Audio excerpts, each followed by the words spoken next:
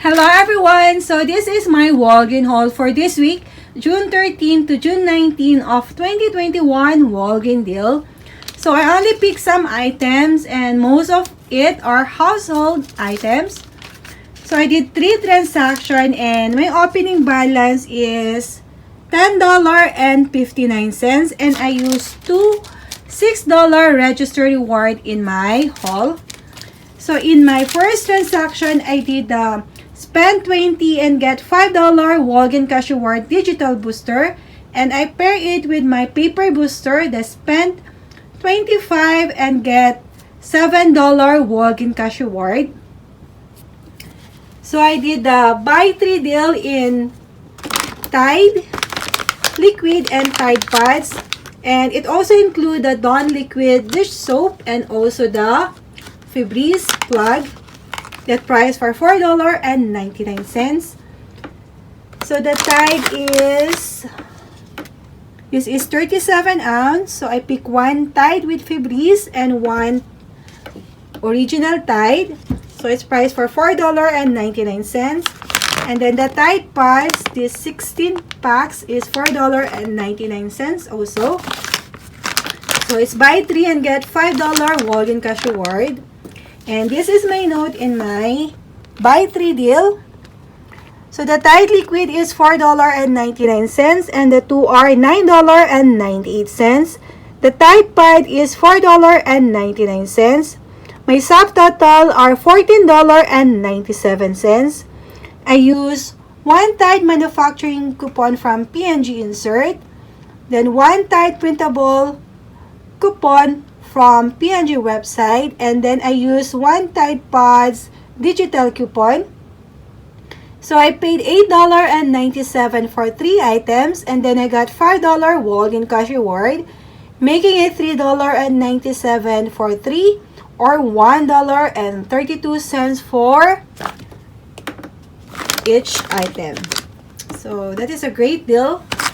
And the laundry soap. And then the Febreze Fabric is buy 3 and you will get $3 register reward. So there is no coupon for Febreze, but I'm out of stock when it comes to Febreze Fabric. So I bought one Febreze Fabric with Downy, one Febreze Fabric with, this is for pet odor eliminator, and one Febreze Fabric Original. So different scent because I use register reward for the Febreze Fabric. And this is my note in my buy 3 and get $3 register reward. It priced for $2.99.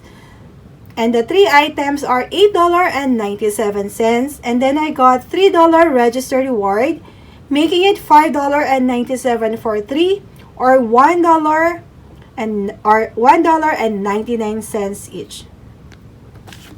So not a bad deal even there's no coupon, especially if you have register reward that you can use for Febreze. And then I add the Purex, so it's on sale for $1.99. So my amount before coupons are $25.93. And then I use 2 $6 register reward that I got last week. And then I use total of $6 manufacturing coupon. So after the coupons and the register reward, I paid $7.93. And this is my receipt in my first transaction. And here is my paper booster, the spend 25 and get $7 Walgreens Cash Reward. So all the coupons applied. The coupon for Tide Pods, the digital, is here because the cashier manually put in. And then the 2 $6 register reward that attached to the Febreze Fabric. So here is my subtotal is $7.93, then including the tax, $1.32. My out of pocket is $9.25. And then I got earned this visit is $17.25. So, $5 Walgreens cash reward for the Tide. And then $7 Walgreens cash reward for the paper booster. And then $5 Walgreens cash reward for the digital booster. And then I got $3 register reward for buying 3 fabric Febreze. So I got total of $20 in my first transaction, and my out of pocket is $7.93. Then adding the $12 register reward, so the total are $19.93. If I less that to the amount that I earned, the $20 that I earned, so my first transaction is free and a little money maker. So that is an awesome deal. And then in my second transaction, I used the $17 Walgreens cash reward that I earned in the first transaction. And then I just add $3 Walgreens cash reward on that so that I can use $20 Walgreens cash reward in total. So I did again the buy 3 deal. And I bought the Dawn dish liquid. So it's priced for $4.99, including this Dawn antibacterial hand soap. It's part of the deal. And then I bought again the Febreze Fabric. And I bought 1 pet odor eliminator and 2 Febreze Fabric with Downy. So in the first item that I bought in my second transaction is the Dawn. So Dawn dish liquid, $4.99. And this is my note on that. So the 3 Dawn is $14.97, and then I paid $14.97, but I got $5 Walgreens cash reward, making it $9.97 for 3, or $3.32 each. And then the Febreze Fabric, so I got 3 in total, is buy 3 and get $3 register reward. So I paid $8.97 for 3, and then I got $3 register reward, making it $5.97 for 3, or $1.99 each. And then the Downy, the digital coupon for Tide Simply is attached also to the Downy. So this is 34 ounce and is priced for $2.99. Then, less the Downy digital coupon. So, I paid $1.99 for the Downy fabric. And this is my receipt in my second transaction. And then, I use my $4 store coupon. And then, this is the digital coupon for the Downy. So, my total here, including the tax, is $23.25. And then, I redeemed $20 Walgreens cash reward. So, the $17 is from the first transaction. And then, I add $3 so that I can redeem $20.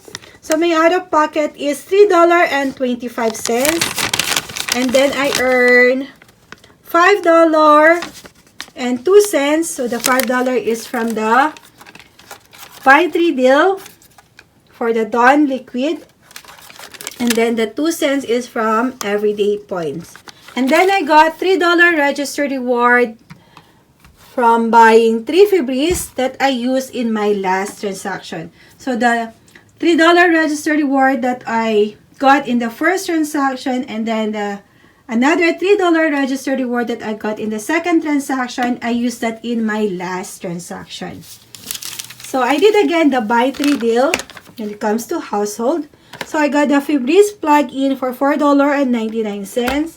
And then 1 Dawn dish liquid, $4.99. And then Dawn antibacterial hand soap for $4.99. So total they are $14.97, and then I got $5 Walgreens cash reward, making it $9.97 for 3, or $3.32 each. And then the Tide Simply Pods is $2.99, and then I used the $1 digital coupon for this, making it $1.99. So I just simply roll the Walgreens cash reward and the register reward in order for me to get these items. And this is my receipt in the last transaction. So here are the two $3 register reward that I earned from the first and second transaction, and then the digital coupon for Tide. So my total, including the tax, is $11.62.